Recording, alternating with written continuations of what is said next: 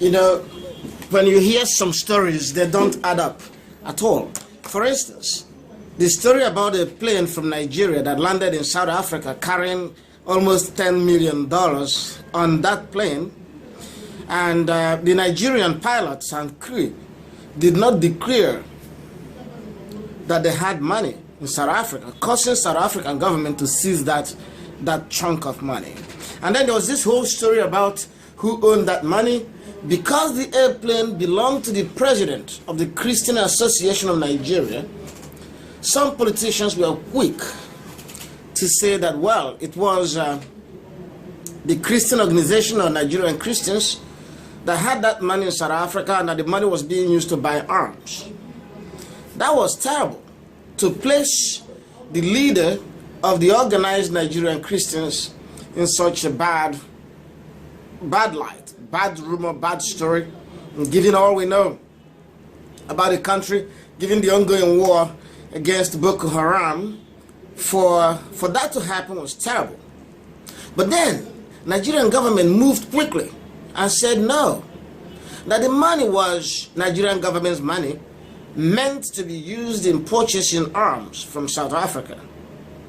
Of course, that would be an exoneration or explanation of the involvement of the president of Khan. It says he wasn't involved, though the plane that was used might be connected with him, that he leased the plane to those people who used it for that purpose.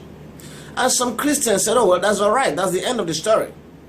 But no, that should not be the end of the story. That should be the beginning of the story. And this is why I tell you something now. Governments don't carry cash, raw cash, on an airplane flying around the world.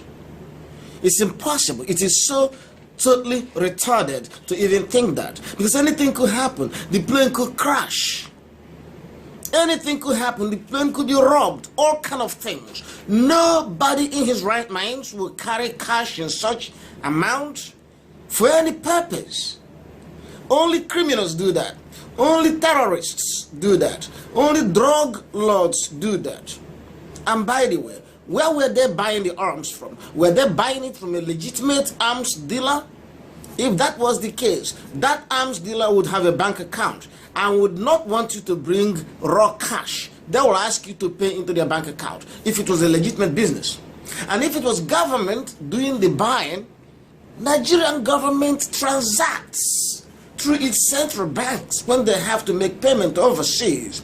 All right, if they don't want to do it through the central bank, any of the Nigerian banks could have wired the money for Nigerian government to any account in the world that belongs to the arms dealer.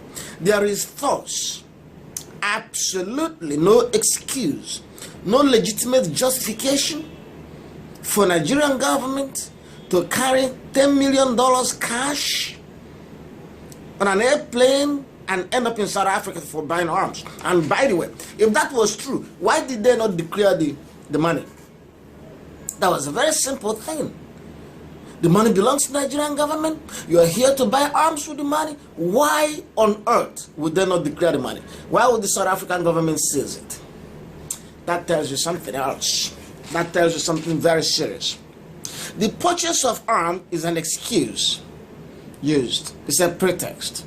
And that means that the war against Boko Haram is also a pretext. This may explain why the war has gone on this far. Why hasn't the government of Nigeria been able to crush Boko Haram?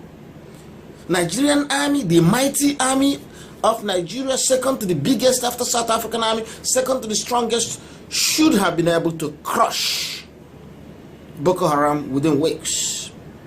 But now, Boko Haram war will be allowed to go on because it gives Nigerian government officials an opportunity and their agents and contacts opportunity to embezzle money, to steal money under the pretext of buying arms. As long as the war is going, then there will always be a pretext to buy arms. So invariably, it's not in the interest of the government to end the war. The war will last forever.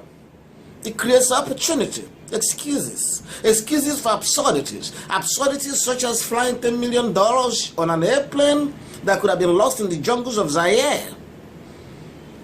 You gotta begin to think. It's not adding up at all.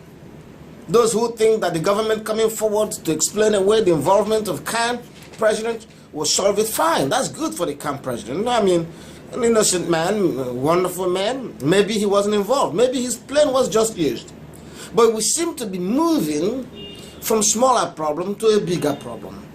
If Nigerian government is purchasing arms just the same way terrorists do or warlords do, then we got to answer questions.